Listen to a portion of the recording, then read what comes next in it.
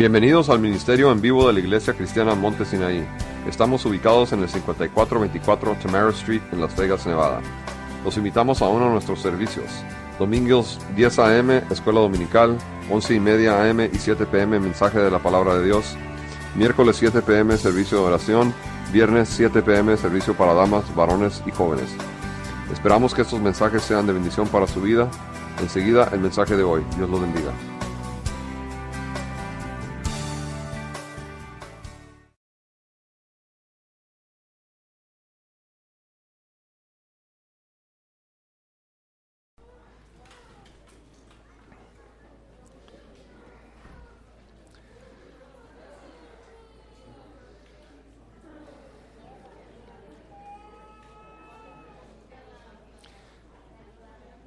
Vamos a abrir nuestras Biblias. Nuestra Biblia, Mateo 5.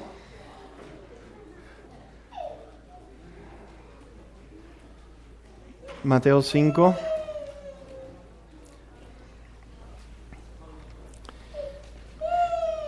Y vamos a estar enfocados en el verso 7 en esta mañana. Quiero darle gracias a Dios por los jóvenes que hoy ayudaron a la alabanza. La verdad que las vocecitas se escuchan bien lindo. Y qué bendición, ¿no es cierto? Así que doy gracias a nuestro Dios por cada uno de las hermanitas y los hermanitos también que nos ayudan con la alabanza. Mateo 5. Vamos a estar en la serie Las Bienaventuranzas. Hemos estado allí en estos últimos, yo diría, 4 semanas ya. Y la verdad que, por lo menos a mí particularmente, me ha tocado mucho estos mensajes hasta ahora, por lo que representa cada uno de estos versículos. ¿Saben qué? Tenemos que ver el momento en que llega este mensaje. El momento que llega este mensaje, había una opresión muy grande de parte del Imperio de Roma. Había una opresión espiritual muy grande por medio de los líderes religiosos de aquellos días. Y cuando digo opresión por medio del Sanedrín, tanto del Imperio Romano vivían bajo altísimos impuestos, como ustedes no se imaginan. Había abuso de todo tipo. No solamente eso, los ricos, tanto en el Imperio Romano como este grupo del Sanedrín, vivían de una vida exuberante, una vida de lujo, de gente rica que lo único que esperaban es que hombres y mujeres y jóvenes y niños pudieran servir ante los placeres de esta gente rica.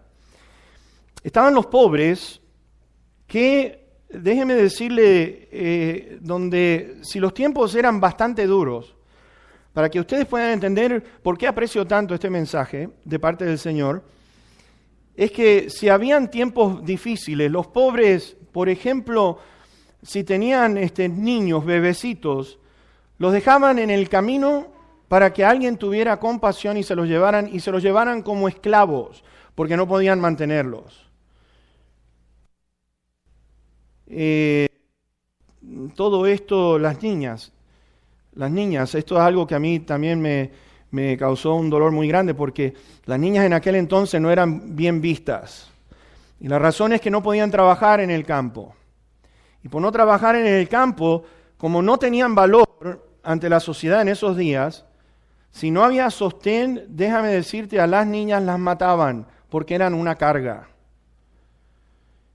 No solamente eso, si tenía por ahí gracia, las llevaban como esclavas, eran esclavas prácticamente desde una edad muy, muy temprana.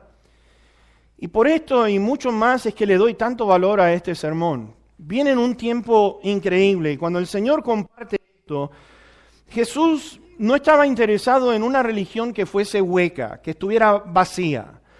Jesús no estaba interesado en que Dios no estuviera en el centro de sus vidas. Y ¿sabes qué? Vamos a ver que el Señor va a hablar con respecto, y vamos a ver el enfoque del Sermón del Monte, más que nada, las bienaventuranzas nada más que una porción del Sermón del Monte. Pero en el Sermón del Monte, mis hermanos, el Señor está explicando con respecto a la vida eterna, está hablando de la salvación, está hablando de lo que es ser un creyente, de lo que es ser un verdadero seguidor de Dios. ¿Por qué? Porque Él está enfocado que la palabra es la que debe de controlar nuestras vidas. Necesitamos mirar de que el Señor lo que estaba interesado, y vamos a ver, vuelvo a repetir en el Sermón del Monte, el deseo de nuestro Dios y sobre todo del Señor Jesucristo cuando vino a la tierra, Él deseaba ver corazones transformados, cambiados, una mente nueva con respecto a todo lo que habían aprendido anteriormente. Vamos a ver que Jesús estaba en una guerra directa con los fariseos y escribas. Había una guerra pero impresionante, que vamos a ver la hostilidad entre este grupo y el Señor Jesucristo, lo vemos prácticamente desde el mismo inicio del ministerio del Señor Jesucristo. Cristo Jesús los tilda a este grupo, fíjense en esta opresión espiritual. El Señor Jesús va cabeza a cabeza contra ellos y le dice: ustedes son hipócritas porque cierran el camino al cielo, ni ustedes entran ni dejan entrar a nadie al reino de los cielos. Les está diciendo de que son hipócritas porque son vasos sucios por dentro y por fuera están demostrando una cosa completamente distinta. Está hablando también de que, fíjense en ustedes son lo que es un sepulcro de huesos secos, muertos. Y esas son palabras bastante duras. Le dice: ustedes están llenos de inmundicia, ustedes son ciegos y guías de ciegos. Es decir, duro, frontal. El Señor estaba en contra de la manera que esta gente, con la opresión que había de parte de Roma, no traía alivio alguno a la sociedad en aquellos días del Señor Jesús. Y entonces, estas personas que se destacaban por lo orgulloso que eran, le decían nada menos, piense esto, le decían nada menos al Señor Jesús, el Hijo de Dios: nosotros nunca hemos sido esclavos de nadie. Y Jesús les dice: ustedes son esclavos del pecado y ustedes son hijos del diablo y las obras del diablo ustedes quieren hacer. Todo lo contrario en lo que respecta el creyente. Vasos limpios por dentro, manifiesta entonces de la abundancia del corazón, habla nuestra boca, de la abundancia del corazón, es que nosotros actuamos basado en lo que Dios ha hecho en nosotros. Y por lo tanto, empezamos a ver, desde que empezamos la bienaventuranza, bienaventurados los pobres en espíritu, porque reconocen que necesitan de Dios. Sin Dios no hay vida como la que Dios desea. Él es nuestro creador, Él sabe lo que nosotros necesitamos. Vemos nosotros aquellos que lloran por su condición. Están llorando porque sabemos, mis hermanos, que en esta vida, sinceramente, apartados de Dios, ¿dónde podemos encontrar felicidad o verdadera felicidad? Fíjense que hay distintos medios, encontramos distintas religiones, encontramos miles de filosofías humanas, en cada una de ellas quitando a Dios de en medio. Y cuando quitamos a Dios de en medio, hay un agujero tremendo, hay un vacío tremendo que solamente Dios lo puede llenar porque Él es nuestro creador. Y por lo tanto, lloran por su condición.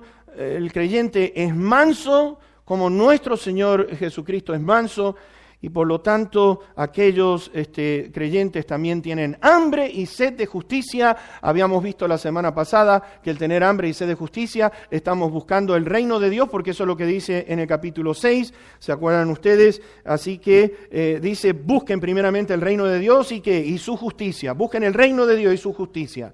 Y todas las demás cosas van a ser añadidas. Vimos en el capítulo 4 que el mismo Señor Jesucristo dijo: arrepiéntanse porque el reino de los cielos se ha acercado. El reino de los cielos está entre ustedes. Y por lo tanto, aquellos que tienen hambre y sed de justicia, tienen hambre de Dios, tienen sed de Dios, porque es el único que puede satisfacer a nuestras necesidades. Y ahora vamos a ir a la quinta bienaventuranza, y vamos a ir al verso 7. Dice allí: bienaventurados los misericordiosos, porque ellos alcanzarán misericordia. Los misericordiosos. Todo ligado con las distintas, las demás bienaventuranzas que leímos en las semanas pasadas. El pobre, el que llora, el que es manso, el que tiene hambre y el que tiene sed. Pero entonces, dice allí los misericordiosos. Fíjense en que está diciendo los misericordiosos.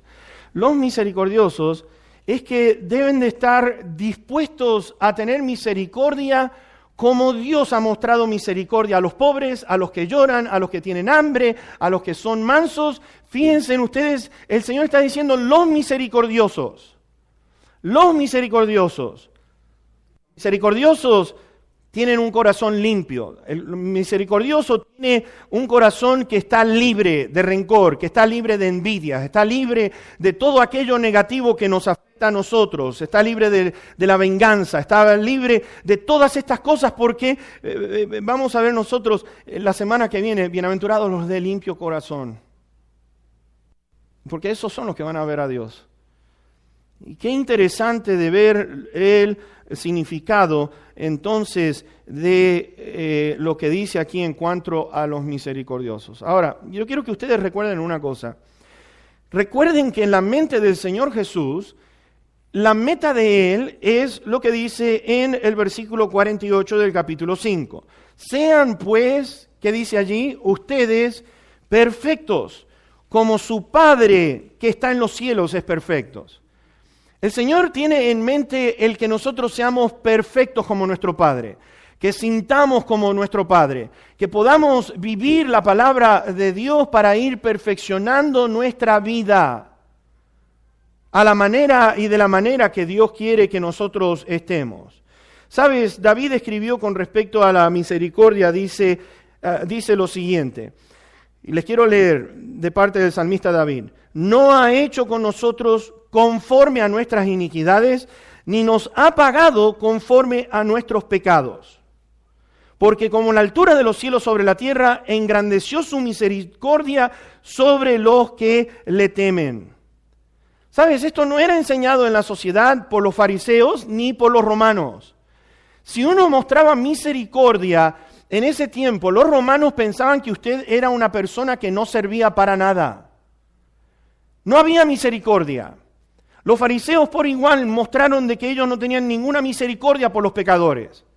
Por aquellos que estaban cargados de pecado, ellos se burlaban, se mofaban, porque ellos estaban en una posición tan alta, tan grande. ¿Te acuerdas tú la historia del publicano y el fariseo? El fariseo oraba para sí mismo: yo no soy como este miserable pecador, yo hago esto y esto. Y entonces el otro allí, el publicano, estaba diciendo: sé propicio a mí que soy pecador. El mostrar o enseñar misericordia en esos tiempos, en los días de nuestro Señor Jesucristo, era una cosa en la cual era algo ajeno. ¿Por qué? Porque los romanos enseñaban que si alguien te hacía algo tenías que ser vengativo, tenías que tener venganza. Cuando uno manifestaba venganza, estaban manifestando que tiene poder y que tiene fuerza para hacerlo. Misericordia era una señal de una persona débil, es más, en aquellos días se enseñaba que el tener misericordia era una enfermedad del alma. Estabas enfermo si tenías misericordia por la gente.